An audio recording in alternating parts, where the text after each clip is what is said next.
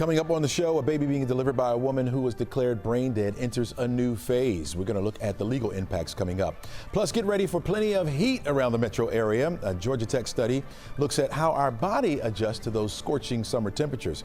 And today is Juneteenth, how this day has evolved and the relevancy of today. Let's talk about it, huh? This is The Take. Let's get it.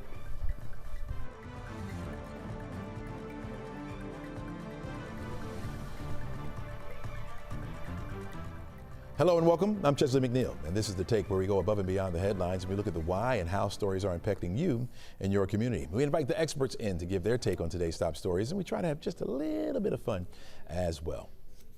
She shouldn't be. I shouldn't be burying my daughter. My daughter should bury me. And she had a lot to give.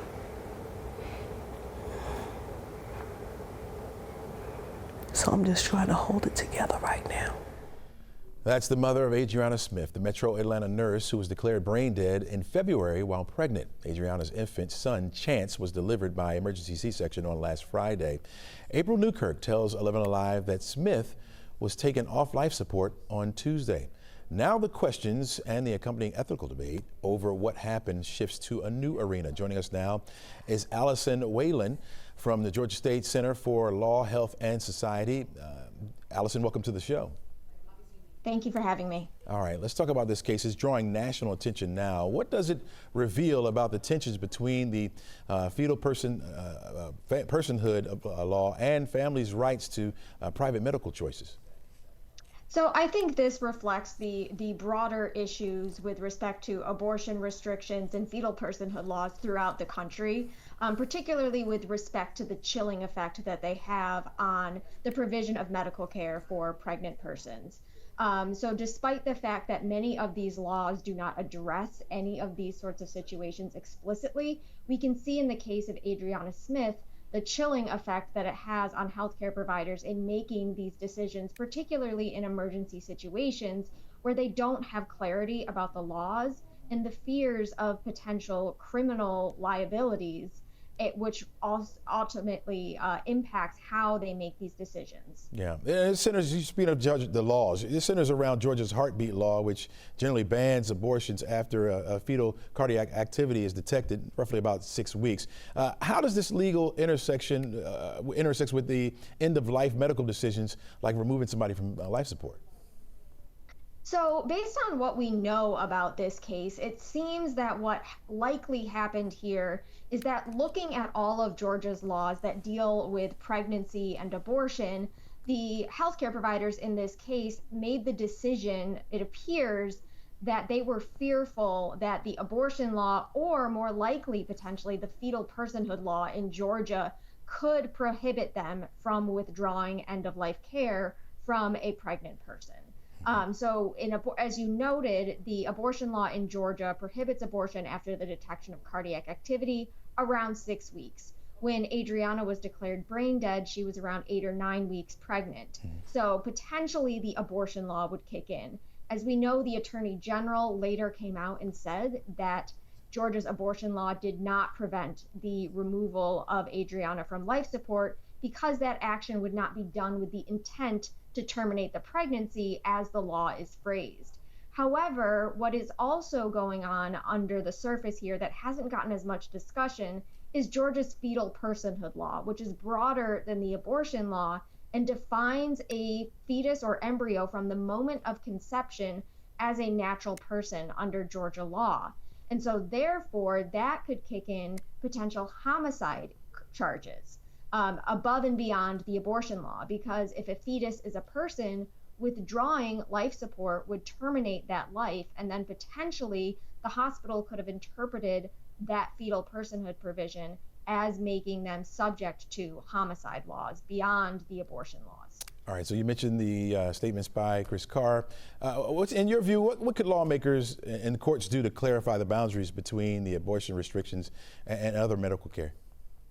So I think what we saw in this case was, the statements came a little bit too late. Too little, too late were these clarifications. And that's what's happening across the country with all of these various exceptions or unclear and vague laws. So certainly one thing that could be done is that the law could be explicitly amended to make it clear that this does and does not apply, and that it does not apply for end of life issues. However, I think there's still broader issues. For example, in a number of states, end of life, for example, living wills are either suspended in whole or in part for pregnant people. So that's another area of law that likely needs to be changed. Despite the attention given to this issue and calls by some representatives to make legal and policy changes, I don't think in the near future we are going to see any changes, however, with respect particularly to the abortion law, because the Attorney General and the law supporters don't think, as phrased, the law actually requires what happened in Adriana's case. So they already think the law seems to be clear enough. I think we know that's not the case, but given that there's a Republican majority in the Georgia legislature, making movement on the abortion law, I think, is unlikely. So you think this is like they look at this as a one-time kind of a thing, or a one-off, that generally it covers everything? Yeah, I think they view this as the abortion law. If another case in Georgia were to come up similar to Adriana's case, they don't think that the abortion law requires a pregnant person to be kept on life support. However, as I mentioned, this is a broader issue, not just implicating the abortion law. So I do think legislative change is needed with respect to the abortion law, the fetal personhood law, as well as laws and policies regarding end-of-life care and living wills for pregnant people. And I also hope, beyond the legislative change, however, that this is going to engender some broader national and state discussions within not only the legislature, but also the healthcare system. So I hope that this will kind of cause hospitals to create policies and think about these situations in advance, because it's possible that what happened here is that Emory University Hospital was kind of caught off guard and hadn't thought about this situation and how it intersects with the abortion law. So I hope at the institutional level, this will engender some policy changes. Got it. All right. Allison Whalen, really appreciate you joining us this morning. Thank you for your take. Thank you for having me. All right. Let's take a look at our forecast for today, folks. We are anticipating showers pushing in first, and then some scattered thunderstorms will be moving into our forecast area later on this afternoon as well. We're going to give it a 50% chance. Some of those thunderstorms could be on the strong, severe side, so we'll have to be on the lookout. Now, the good news is that after a front moves through, we'll be drying it out. We're going to have sunshine on Friday.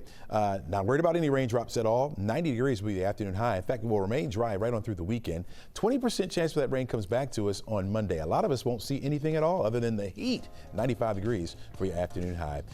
Don't go anywhere, folks. We're coming up right after the break.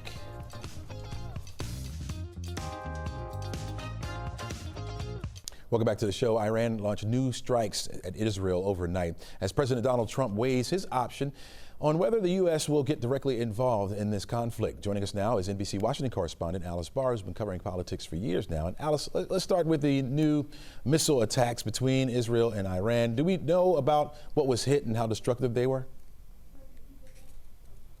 Yeah, this is a big overnight developments in this realm, Chesley, because we now know that a major hospital in the south of Israel, was among the sites that were hit overnight by Iranian airstrikes.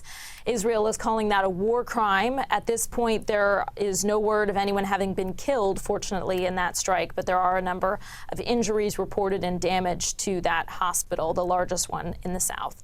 There were also strikes to areas around Tel Aviv, commercial buildings, and a number of people that had to take shelter there. Overnight as well, Israel fired at Iranian nuclear sites again. It's, of course, their mission here to destroy the Iranian nuclear program. So that was the back and forth. And after that hospital strike, Israel now says that it's going to step up its attacks on Iran even more. Still no decision on whether the military will get action from the United States, but we understand President Trump has said he'll give Iran an ultimatum. Yeah, he says that he has already given Iran an ultimatum, and he's making that final decision about whether the U.S. military will actually step in and fire strikes U.S. military strikes on nuclear sites in Iran, because President Trump has said time and again that Iran cannot be allowed to have a nuclear weapon. He had been pursuing a diplomatic path to try to get Iran to negotiate an agreement to wind down its nuclear program. But he now is signaling that the window for that diplomatic path may be closing. That's kind of the ultimatum that he is referencing, that essentially he's told Iran, I guess it's now or never if there's going to be a diplomatic solution.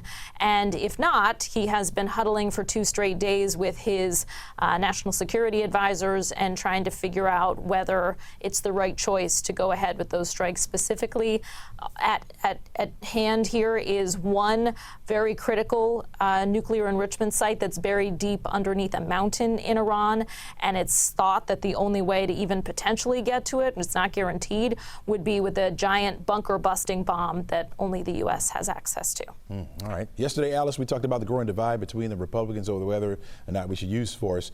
Now we're learning that Georgia Congresswoman Marjorie Taylor Greene is speaking out. What side does she stand on? She is very much against intervention, military intervention in Iran. She posted on social media that this is not the president's campaign promise to get involved in another Middle East entanglement, saying, quote, anyone slobbering for the U.S. to become fully involved in the Israel-Iran war is not America first or MAGA. And that's the divide there. You do have some in the MAGA movement who are saying another foreign entanglement like this is not America first, but there are a number of Republicans, maybe more traditional, who are arguing that it just cannot be that Iran would have a nuclear weapon. We heard from Senator Lindsey Graham that you have to say that they're not going to have a nuclear weapon, and therefore, if diplomacy fails, then what's left, the other option is military. All right, Alice Barr, I really appreciate your insight. Thanks for joining us today. All right, plenty more stories for you, folks, coming up. This is The Take. We'll be back right after this.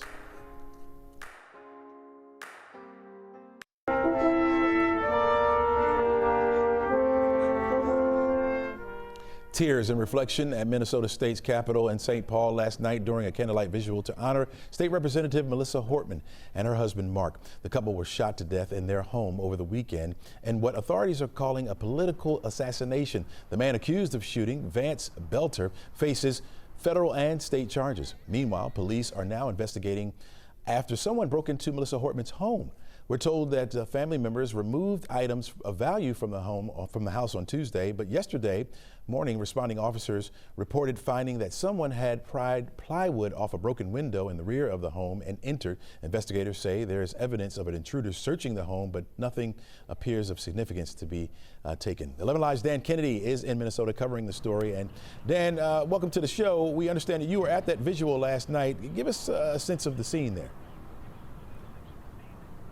I tell you, it's powerful out here today. Last night, we were told about 1,000 people were likely here. It was quiet. It was different from any other vigil that, we're used to covering because there were no speakers, there were no signs. It was very nonpartisan, and it was intended to be that way. People stood out here in silence. They shared stories, they shared grief, and yes, there were tears shed. Governor Tim Walz was out here last night. He was very close with Melissa Hortman, who was killed alongside her husband Mark and their golden retriever. There, some people placed out here photos of that golden retriever in addition to the couple out here, and it really brings close to home just how personal this is for folks here in Minnesota. It was felt last night at the vigil, and it's felt, Chesley, again this morning out here on the steps of the Capitol in St. Paul, where it's just still very much a somber feeling. Yeah, that we can imagine that, certainly. Give us a sense of the overall mood in the area in the wake of this tragedy. Well, there was fear at first, but that subsided in the greater Minneapolis-St. Paul area once that manhunt was over late Sunday night, once they captured the gunman. But then there was also anger within the last 24 hours. You just heard about the break-in at the Hortman's home days after they were tragically murdered there. and a lot of neighbors shaking their heads saying, why would somebody do this? So you have the anger, the fear is now gone. It's mostly moving on to grief and remembrance, but also there are some calls for change, Chesley. People asking, what can we do to protect our representatives, and what can we do to tamp down some of the political rhetoric? So with that said, do you get a sense that people are coming together based on this, or is there some kind of deeper divide there? Well, it's hard to say, from where we stand here in Minnesota. I mentioned it's very personal here, but then you go on the internet, Chesley, and you see some of these conspiracy theories, you see misinformation. It was out there within hours of the shooting. So yes, it is bringing people together. We saw it at the Vigil last night with 1,000 people standing close together.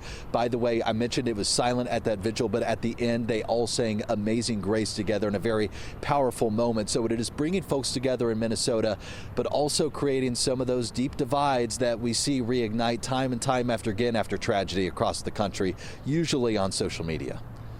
Yeah, certainly lawmakers are shooken up by this. I don't know if you had a chance to talk to any of them. How are they sharing their feelings this morning? I personally have not, but one of my colleagues at the station up here did talk with former Republican Governor Tim Pawlenty of Minnesota yesterday, and he discussed this tragedy and said he is saddened by the state of public discourse and politics in our country. He said, quote, whether you're a Republican or a Democrat or an independent, you have to do better. He said we all have to do better and be better.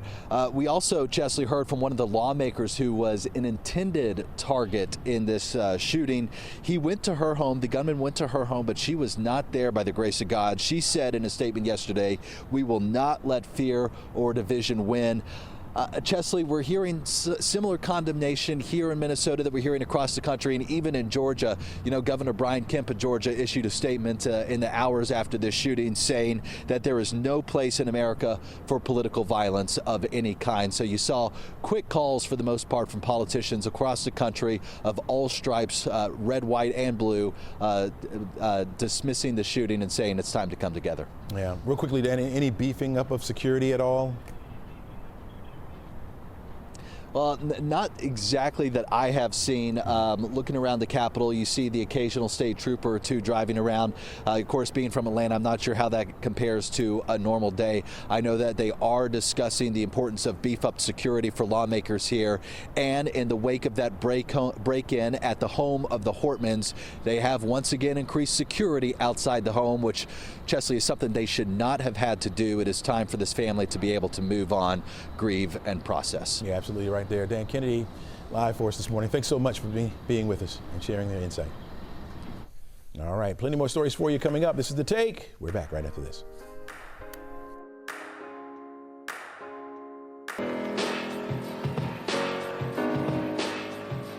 "11Alive" in Georgia Power, remembering history, honoring Juneteenth. All right, today marks the day back in 1865 when Union troops told enslaved people in Galveston, Texas that slavery had ended, that they were free. This happened 2.5 years after President Lincoln signed the Emancipation Proclamation. Juneteenth is our country's newest federal holiday. It was declared in 2021 by President Joe Biden. That means that a lot of places will be closed today. That includes major banks, federal and local offices like the DMV, post office counter services, and mail delivery. Here to help us understand the true meaning behind the day is Dr. Maurice Hobson, Georgia State Associate Professor of Africana Studies. Welcome to the show, Dr. Hobson. Hey, it's a pleasure to be here, brother. All right. How would you explain Juneteenth's historical and cultural importance to someone that's not familiar with it?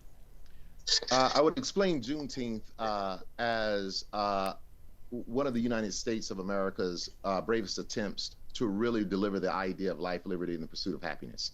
This nation was founded on a premise of freedom from colonial rule. And so the thing about it is that not all of those privileges or all of those characteristics were extended to all, and Juneteenth provides an opportunity for all that live in this nation to be deemed as free, and then it stokes a particular kind of conversation around life, liberty, and the pursuit of happiness in terms of freedom, citizenship, and voting. Mm-hmm. Are there any myths or any misconceptions or misunderstandings about Juneteenth that need to be corrected? Well, some of a couple of things that need to be corrected about it is that, first and foremost, when Lincoln signed the Emancipation Proclamation, it was done so in states that were in rebellion during the American Civil War. So it was hard to enforce that. What happens, though, is the impetus that puts that together is the Battle of Antietam in Maryland, where previously Confederate soldiers had been winning battles, but the Battle of Antietam kind of swung the momentum back towards the Union.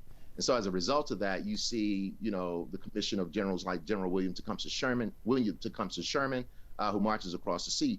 But what you also see is a war measure to break the South's back. So that's the Emancipation Proclamation. Mm-hmm. But what the Emancipation Proclamation also does is it allows for Black soldiers to then enlist and fight for the Union Army, and some for the Confederacy too. Mm-hmm.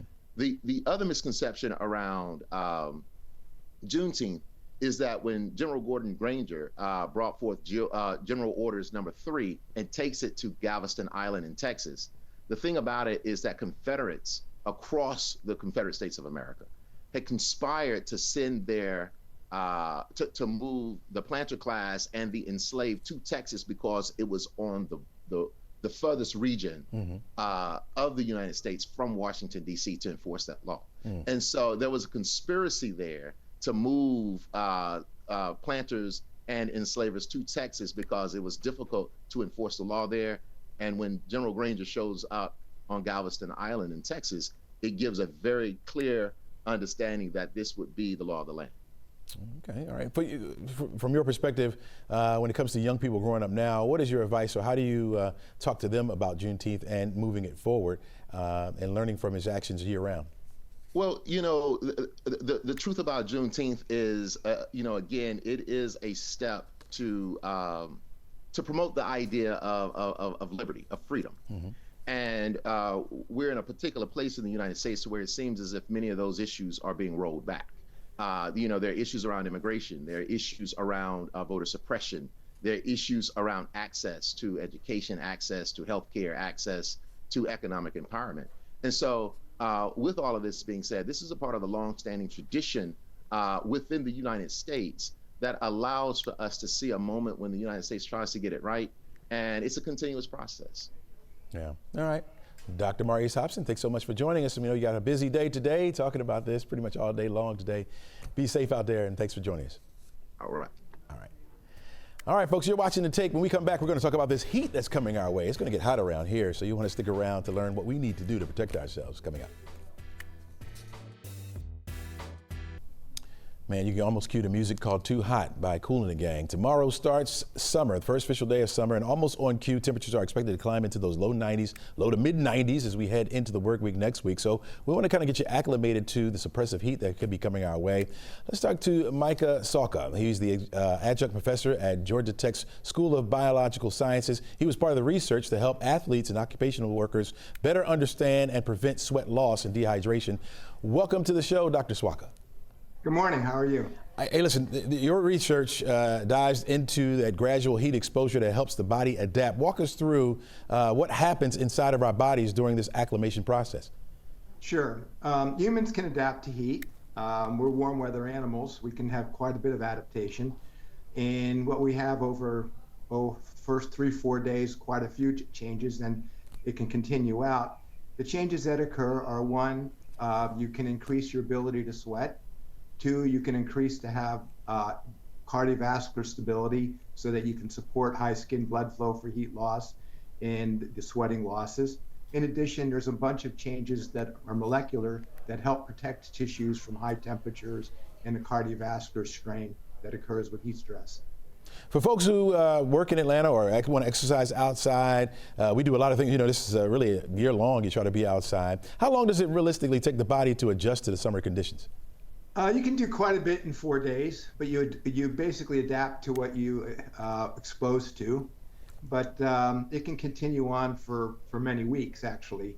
But we usually use a rule of thumb that after 8 to 10 days, you're pretty well adapted to whatever you've been exposed to. Why is this a critical thing for us to do? Like when you talk about sweat efficiency, right? On these muggy days, why is it so critical for us? Sweat's only part of it, because as you get to higher temperatures, you're totally dependent on sweat for heat loss. Because as the ambient temperature gets higher than body temperatures, you're gaining heat from the environment.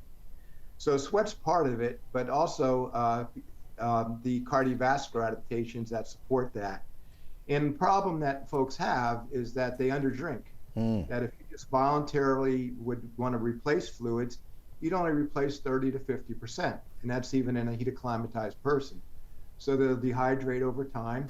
This then can increase cardiovascular strain, increase body temperature, and result in exertional heat illness or heat illness, such as heat exhaustion or heat stroke. So that's one adaptation, is to be able to acclimatize. Second is to replace hydration. But also I think it's important with the hot weather coming up that individuals think about low technology approaches that may be able to abate the heat stress, and also if they're feeling strain, to be able to reduce the risk of exertional heat illness or heat illness. And two of these that have been quite a bit developed by the military, much of it down here at Fort Benning, at the experimental place, is one something called arm immersion. That if you're outdoors and you don't have a lot of technology there, you can get a tub of cold water, immerse your arms. You can reduce body temperature a little bit. And also it's been shown to reduce the severity of exertional heat illness. The second is that if you have someone that you suspect that has heat illness, and you can't initially tell the difference between heat stroke and heat exhaustion, they look the same, is you want to cool them. You not only want to cool them to drop body temperature, but you want to push the blood back from the skin to the heart so that you can provide blood flow to the tissues. And what's been very effective in that's been developed, is just get an ice chest, a cooler chest, fill it with ice, and put in cold sheets. Yeah. These cold sheets, basically, if you have someone that you suspect, wrap them in those cold sheets, keep it cool until an ambulance comes. This has been shown to be extremely effective. It's low cost. It can go to austere conditions like an athletic field or a picnic. And if you think that you have susceptible people, so you don't have to spend a lot of money. There's ways that you can help protect your family and friends. Yeah, wow, we really needed those tips. Very timely. Professor Mike Salka, really appreciate you joining us for today. Okay, thank you. All right, take care. Yeah, it is going to be another hot and humid day today. We don't have as much sun as you can see. As you look over toward Mercedes-Benz Stadium, it is a little bit cloudy on the outside. We'll call it a mix of sun and clouds, but we're also expecting some rain to push into our forecast area as well. And so with that heat that we're talking about, and also trigger some of those pop-up thunderstorms, which we are anticipating as we head into the afternoon. We've already seen a lot of that over the last week or so, and so it's going to continue in our area today. Here to continue the discussion about weather, the heat, and these thunderstorms is Sid King. He's the lead meteorologist at the National Weather Service in Peachtree City. Sid, welcome to the show. Hey, good morning. Thank you so much for having me. All right, first of all, we are under a marginal risk today for severe weather. Let's talk about that first. What do we need to know with the thunderstorms possible today? Yes, sir. So as we begin today, we have some storms that are moving into far northwest Georgia. Right now, mostly just showers. However, as they start to work their way southward over the course of the day, they're going to run into some of that diurnal heating. And what that's going to do is allow for things to destabilize, allow for some more thunderstorms to develop. And at that point, there will be enough instability and enough low-level shear to work with that a few of these storms could produce some damaging wind gusts, maybe 40 to 60 miles per hour. And that'll be enough to bring down some trees and maybe some power lines as well. You know, everybody I run into, I don't know if you get this, Sid, but we're running into people now, they're saying, what's up with all this rain? We have too much rain. Is that how we're seeing it? Yes, we have been in a wet pattern for quite some time with a Bermuda high off in the Atlantic and then northwesterly flow just to our east in the upper level pattern. And that has caused a lot of Gulf moisture to work its way into the area. We've had a lot of coverage of rain over the last couple of weeks now, it seems like, and that is also with the deep moisture from the Gulf we've gotten. A lot of the storms have been very efficient rainmakers. So a lot of locations, a couple of places have had flooding every day that have occurred from this. So quite a lot of rain, but that'll be changing relatively soon. Absolutely. We're going to trade that in for the heat. Let's talk about that for a minute here. What are the tips that we need to know to keep in mind as this heat begins to move in? So as the heat moves in, a couple of things to keep in mind. Like Mike said earlier, just be be monitoring your body, be aware of the signs of heat stress and heat-related illness, but also be mindful of people that may be vulnerable to the heat, people that may not be able to get to a shelter fast enough, people who may be either or not have the means to, whether we're talking about infants or talking about elderly people. Also be aware that not everybody's working indoors. There's a lot of people that are working outdoors, a lot of people that may not yet have fully acclimated to the heat. This will be the first time of the year that we'll be looking at temperatures consistently in the mid to upper 90s each afternoon this year. So, so we would encourage those people, a lot of the people that are working or have interests outside, to wear light clothing, to regularly stay hydrated, and not to underhydrate when going outside. And then also, finally, to take frequent breaks, take breaks in the shade, go inside, cool off if you have to. And finally, one more thing is to look before you lock, especially if people are get trapped in vehicles, even if you're not a caretaker of someone. Make sure to look before you lock your doors. Make sure nobody's gotten into your car. No unattended child has snuck into the vehicle as well. So always double check just to be safe. Some very good points there, Sid. Really appreciate that. Sid King with the National Weather Service out of Peachtree City. Thanks so much for your insight today. Thank you so much, and thank you for having me. Absolutely. All right, plenty more stories for you coming up, folks. Plus, we're going to talk about AI and how Americans really feel about this thing. That's coming up right after the break. All right, welcome back. This week, NBC released a new poll shedding light on how Americans feel about artificial intelligence and its impact on their daily lives. Well, when asked how AI will affect life overall, 37% say it will make their lives somewhat better, but a total of 42% say it will make life worse. When it comes to education, Americans are split. 53% say schools that have integrated AI into the classroom better prepare students for the future. Meanwhile, 47% believe schools that have prohibited AI do a better job. And finally, how often are people actually using AI as a tool? Well, 14% say they use AI very often. 30% say sometimes. Another 30% say rarely, while 26% say they never use AI at all. Here to look deeper into those numbers is Andy Green, Assistant Professor for Information Security and Assurance Program at Kennesaw State University. Hooty hoo to you, Andy. Welcome to the show. Thank you for having me. Good to be here. All right. When you hear those poll numbers, what initially comes to your mind? I'm not surprised, to be honest.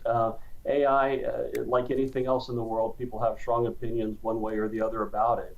I'm a frequent user of AI, but I think as with most things in life, most technologies, there are people who are early adapters of it, and then there are people who are scared of it and are leery of it, and I think rightfully so at times, and tend to lag behind in terms of adoption.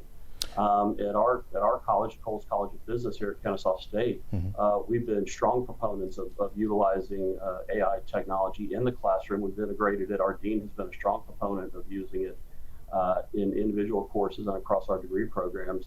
And so we have been tasked with integrating it in any and every opportunity that we can within our coursework and across our degree programs. So we're very forward-leaning with AI integration within our coursework, because the reality is, whether you like it or not, it is a tool and it is here to stay. And so our approach is we need to have our business majors ready and prepared to use it, because it's in the workplace now and it's not going away. Yeah, you're right about that. As it stands right now and where we are in AI, which area do you trust the most in using it?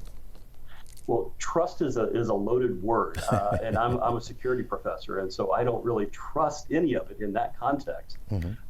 I use it, like I said, every day. As a matter of fact, I had to give a presentation to a conference over the weekend, and so I used an AI tool to prepare an outline for the talk that I needed to give last week. But I also verified the content that it gave me for the outline, and I thought through, is this appropriate for the audience that I needed to give? At the end of the day, I'm the expert, and I needed to basically save some time, and so I used the tool to jumpstart my thinking. But I had to ask myself, is this outline appropriate for the audience that I was talking to?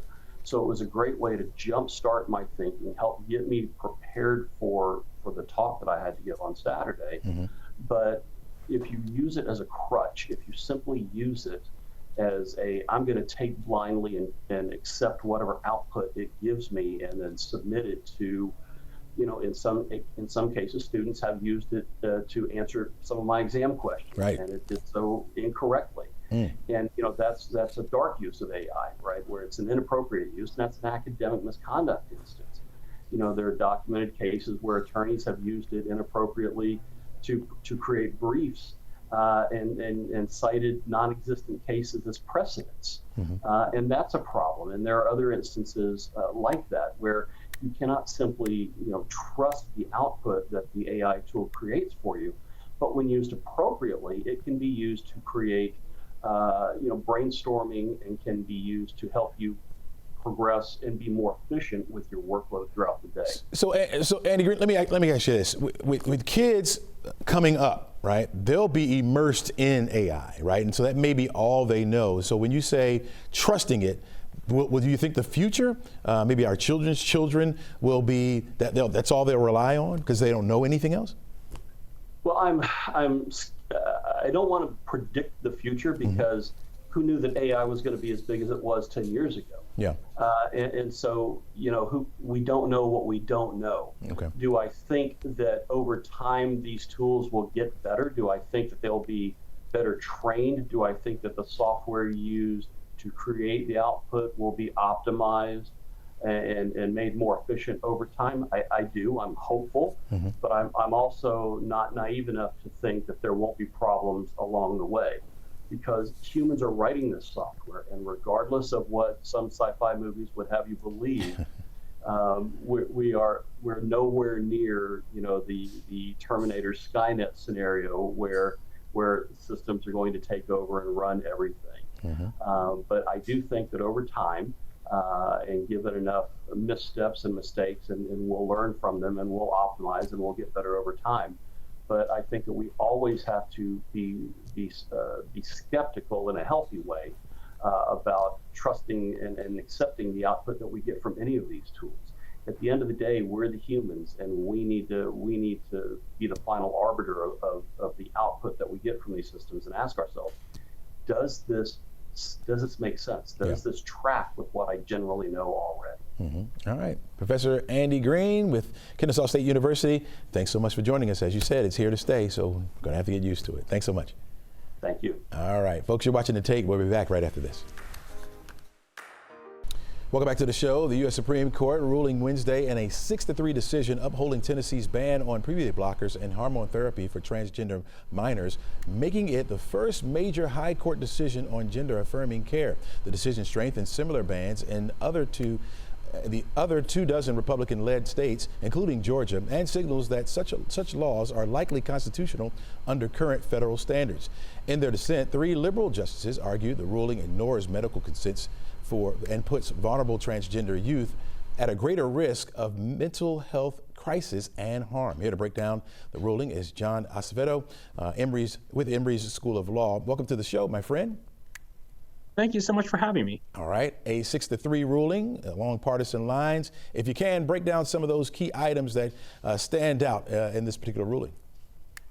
So in many ways, this ruling is building off fairly earlier precedent and not a huge step. So the court's always held that age is not a protected classification. It's also held that access to medical treatment is not a fundamental right. So in the ruling, they said both of these are protected kind of at the lowest standard possible, which is called rational basis. And essentially, it means that any possible rational reason will be allowed. So as long as it's a legitimate reason, your goal isn't to discriminate, they are going to uphold those laws. So what we're seeing here is the court really kind of building off those 2 previously decided decisions and not taking up the opportunity to protect transgender's youth or transgender as a category. How does this ruling set a precedent for states like Georgia, where lawmakers are already restricting some forms of gender-affirming care?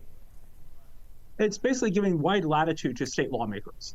So we're going to see probably a split. Some states, California, New York, Massachusetts, likely to continue to allow gender-affirming care. We're going to see other states restrict it even further. The key here is it's to the age of 18. At 18, now it really becomes a decision between the patient and their health insurance company and medical providers.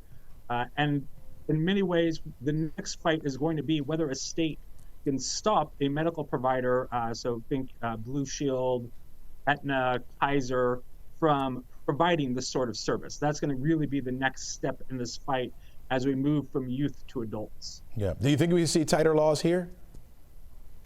We're very likely to see tighter laws. Georgia will be interesting to see because we're such a divided state. We're really a purple state. So I could see our lawmakers treading a little bit lighter for fear of alienating the population. All right. What practical options do you see families or doctors have if they disagree with these bans? It'll be interesting. What we're going to see is, of course, families with means, with wealth, will travel to another state to receive these treatments. It'll be interesting to see if states try to ban the importation of these drugs. Now, the court said that you can use these procedures for other conditions, which is interesting. They said they're not banning hormone blockers or any surgeries. It's just you cannot use those for gender identification treatment. So what we're seeing here is a very targeted law, but that also leaves a wide range to skirt around the law. So it'll be interesting to see how families start to negotiate, how insurance companies start to negotiate. Of course, those who don't have a means to travel, either because of job or wealth, are going to be much more harmed by this. They're going to be more tied to their individual states. Where you are, if you're in Indiana, Illinois is a short hop over. But if you're here in Georgia, most of the states around us have similar bans, so it's going to be a further, more arduous journey out. So it is going to create kind of two medical systems and exacerbate that we already have in this country. But we'll see wealthier families will get their children the care they want, and other families will be denied. All right, Professor John Afsito, really appreciate you joining us. Thanks for that insight for today. Really appreciate that. Thank you for having me. All right, folks, don't go anywhere. My final take coming up after the break.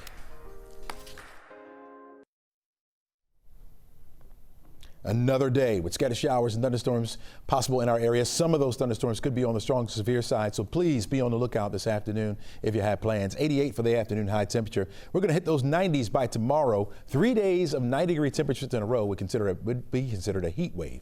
We're going to be in that, especially as we head through the weekend. Lower threats for rain around, in fact, none over the weekend. As we head into next week, you're looking at those 90s continue. In fact, mid-90s, 20% chance for an isolated shower. When you factor in that humidity, of course, it's going to feel like the triple digits out there. There could be some heat advisories coming our way next week, folks. We'll keep you updated on that right away, right here on 11Alive Plus. Of course, we have it 24 hours, 7 days a week for you, so get your updates right here.